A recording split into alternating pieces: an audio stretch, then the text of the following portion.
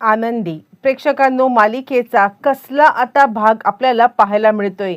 एका घटनेनंतर खरं तर आनंदीचं आयुष्य बर्बाद करण्याचा निर्णय आता इकडे स्वतः चंदन, त्याचबरोबर आता स्वतः विद्याधर आणि शलाका यांनी आता केलेला असताना मात्र इकडे युगंधरने एका निर्णयामुळे आनंदीचं आयुष्य आबाद तर केलंय, पण इतकंच करून युगंधर मात्र आता थांबलेला नाहीये।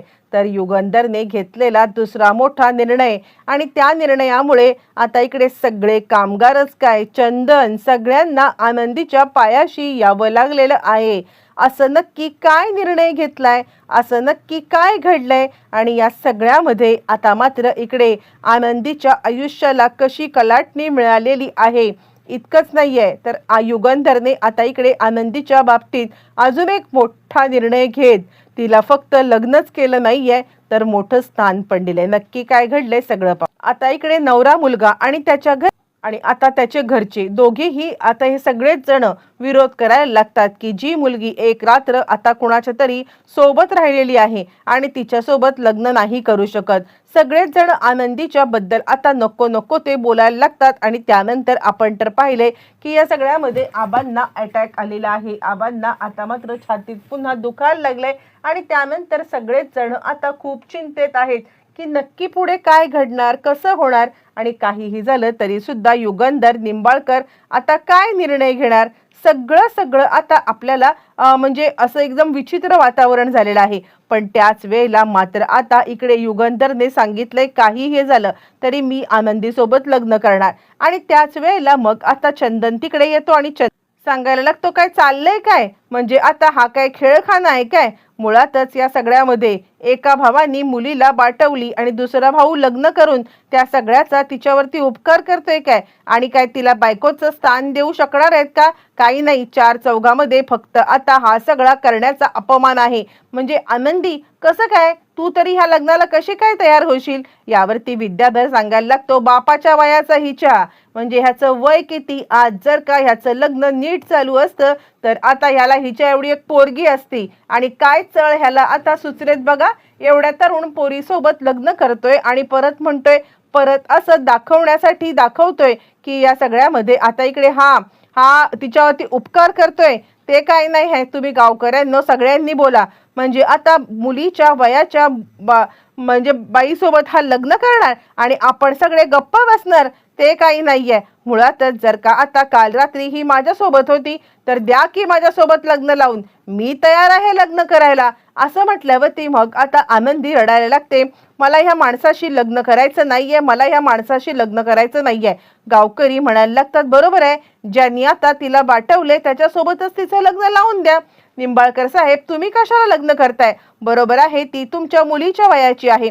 असं म्हटल्यावरती काही जण मात्र आता म्हणायला लागतात की मुळातच या सगळ्यामध्ये जर का आता त्यांनी तिला त्रास दिलाय, काल रात्री तिच्या मर्जी विरुद्ध हा सगळा प्रकार करण्याचा जर का प्रयत्न केलेला आहे तर मात्र त्याच्यासोबत का तिने लग्न करावं, बिलकुल नाहीये, निर्णय तिचा असेल। आणि त्यावेळेला मग आता सगळे गावकरी मिळून निर्णय घेतात काहीही झालं तरी या सगळ्यामध्ये आनंदीचा जो काही निर्णय असेल ना तो निर्णय आता मान्य केला जाईल। म्हणजे मुळातच आनंदीने सांगावं की तिला आता या सगळ्यामध्ये कुणासोबत लग्न करायचं आहे आणि कुणाच्या सोबत आता नाही, हे तिने सांगावं। असं म्हटल्यावरती आनंदीवरती खूपच मोठी जबाबदारी आलेली आहे प्रेक्षकांनो। आणि त्याच वेळेला आनंदी मात्र आता इकडे विचार करायला लागते आणि त्यावरती आरती तिला सांगायला लागते, आनंदी निर्णय तुझ्या हातामध्ये आहे आणि तू आता या सगळ्याचा निर्णय घे, विचार कर। यावरती आनंदी म्हणते, खरं सांगू का तर आता मला लग्नच करायचं नाहीये, पण आज या गावकऱ्यांच्या समोर मी जर का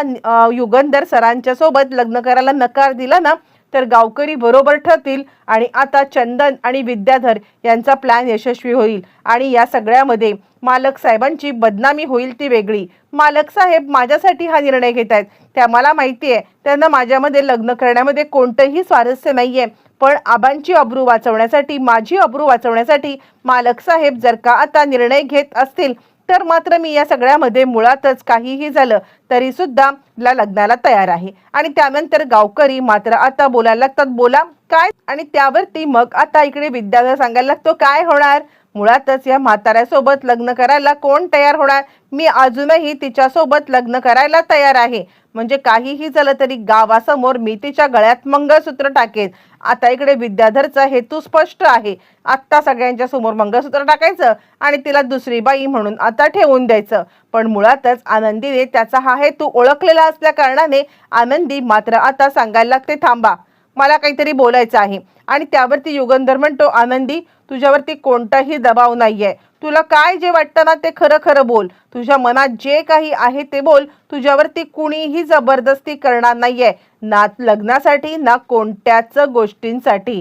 प्रेक्षकांनो, आणि त्यानंतर मग आता लगेचच आनंदी बोलायला लागते की काहीही झालं तरी मी युगंधर निंबाळकर सरांच्या सोबत लग्न करायला तयार आहे. आणि खरं सांगायचं तर आता कोणताही दबाव नाहीये. म्हणजे ज्या पद्धतीने त्यांनी आता माझी अब्रू वाचवली, काल ज्या पद्धतीने ते माझी अब्रू वाचवण्यासाठी आले होते ना, आणि त्याचमुळे मला आता त्यांच्यासोबत लग्न करायला काही प्रॉब्लेम नाहीये.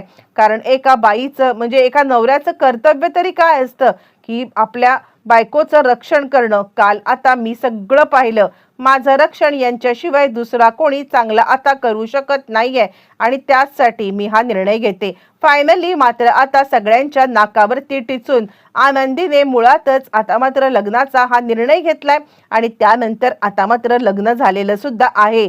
मुळातच या सगळ्यामध्ये युगंधर सांगत आहे, इन्स्पेक्टर साहेब, घेऊन जायला माझ्या बायकोवरती हात टाकणाऱ्या या माणसाला माझ्या इथे या घरात बिलकुल स्थान नाहीये असं म्हणत मात्र आता इकडून घेऊन जा. आणि त्यानंतर तो आता आनंदीला, लग्नाची सगळी तयारी सुरू झालेली आहे. आनंदी पुन्हा एकदा मंडपात आलेली आहे आणि युगंधरच्या डोक्याला मुंडवळ्या बांधण्यात आलेल्या आहेत आणि लग्नाच्या मंडपात आता मात्र विधी सुरू होण्याची वेळ झालेली आहे.